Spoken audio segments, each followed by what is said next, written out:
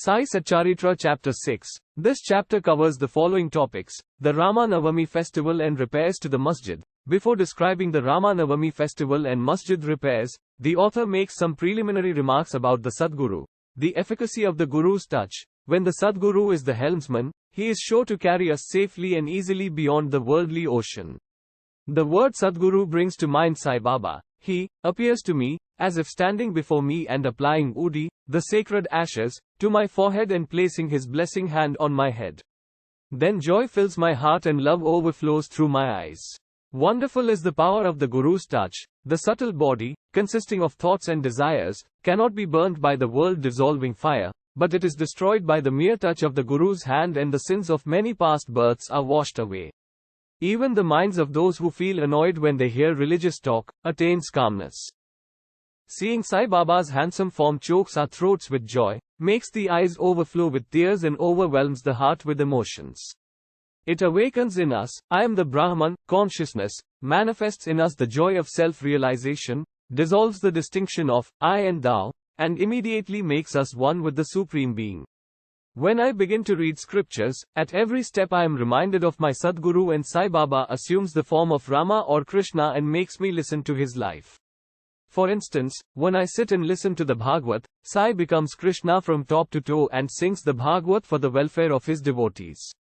When I begin to talk, I at once remember Sai's stories to enable me to give suitable illustrations. When I myself start to write anything, I cannot compose a few words or sentences, but when he, of his own accord, makes me write, I go on writing with no end to it. When the disciple's egoism props up, he presses it down with his hand and gives him his power, makes him gain his object, and thus satisfies and blesses him.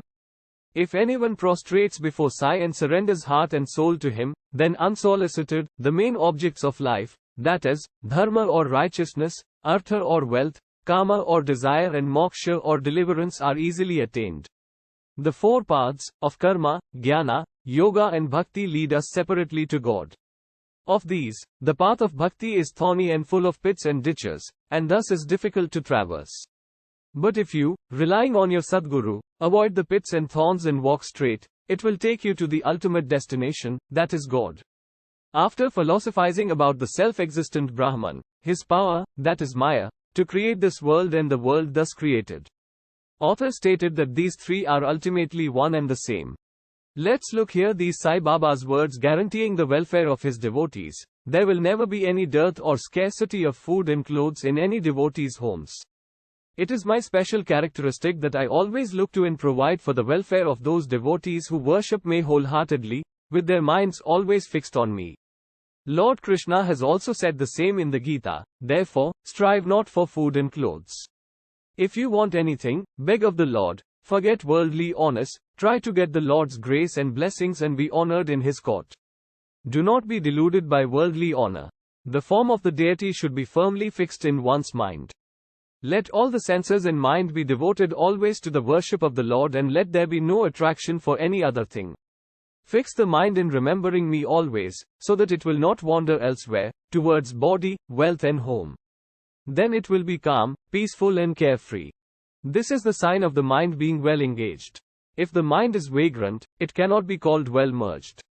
After quoting these words, the author goes on to relate the story of the Rama Navami festival in Shirdi. As Rama Navami is the greatest festival celebrated in Shirdi, another fuller account, as published in the Sai Leela magazine of 1925, is also referred to in a summary of the festival as related in both these accounts is attempted here.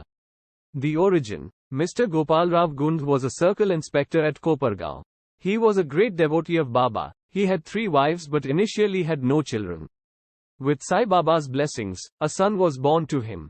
Due to the joy that he felt about this, the idea of celebrating a fair or urus occurred to him in the year 1897, and he placed it for consideration before other Shirdi devotees, like Tatya Patil, Dada Kote Patil and Madhavrao Deshpande alias Shyama.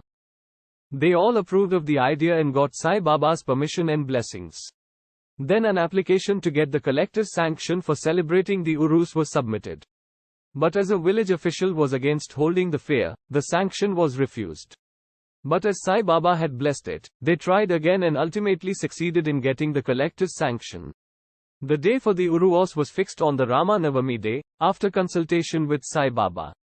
It seemed he had some reason for doing this, the unification of the two fairs or festivals, the Urus and the Rama Navami, and thereby the unification of the two communities, the Hindus and the Muslims. As future events showed, this objective was achieved. Though permission was obtained, other difficulties cropped up. Shirdi was a small village and there was a scarcity of water. There were 2 wells in the village, the main well dried up very soon and the water from the second was brackish. This brackish water was turned into sweet water by Sai Baba, by throwing flowers into it. The water of this well was still insufficient and so Tatya Patil had to arrange to get water from a distant well.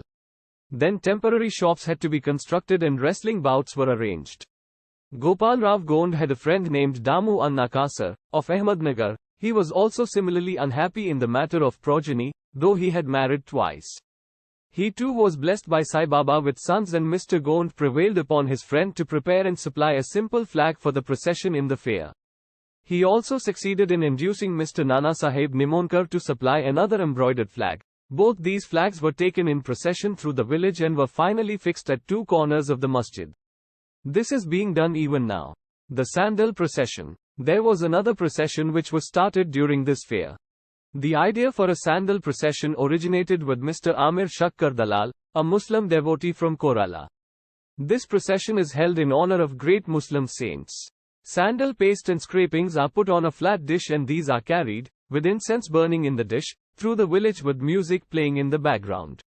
And after returning to the masjid, the contents of the dishes are applied on the nimbar, niche, and walls of the masjid by hand.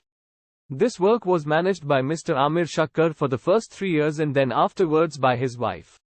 Thus, on the same day, the 2 processions, the flags by the Hindus and that of Sandal by the Muslims, went on side by side and are still going on without any hitch. The arrangement. This day was very dear and sacred to Baba's devotees.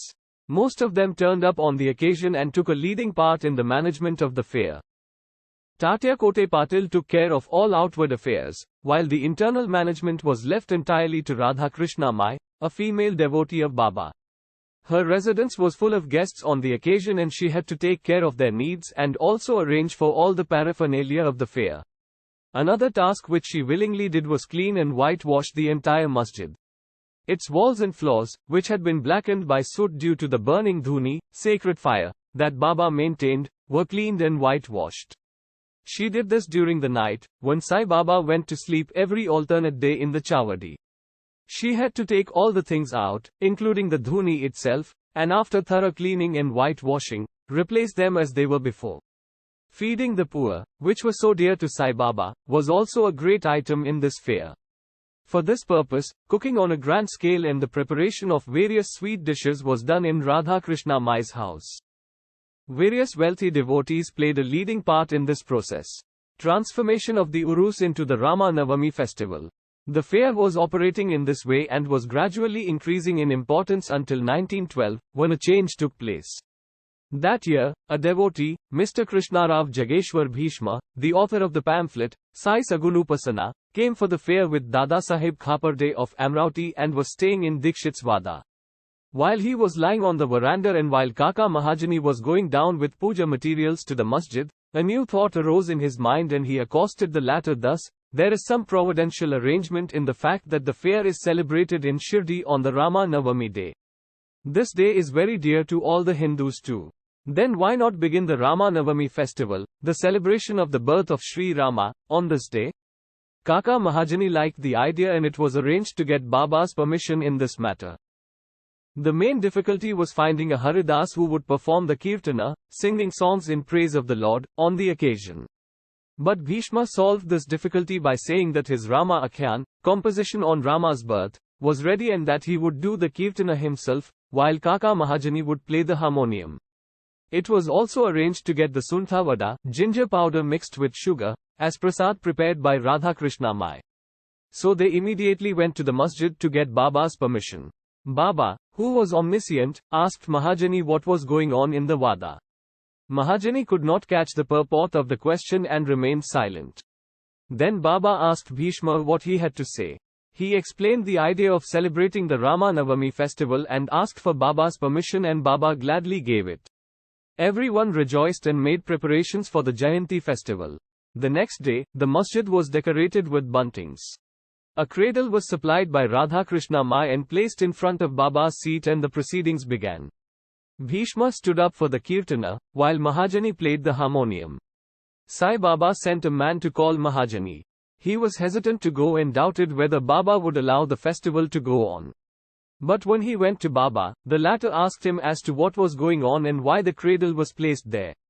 He answered that the Rama Navami festival had commenced and the cradle had been placed there for that purpose. Then Baba took a garland and placed it around Mahajani's neck and sent another garland for Bhishma. Then the kirtana commenced. When it came to a close, shouts of "Victory to Rama" were heard and gulal, red powder, was thrown all around. Everybody was overjoyed, when suddenly roaring was heard. The red powder, thrown promiscuously all around, went up and somehow entered Baba's eyes. Baba got wild and began to yell loudly.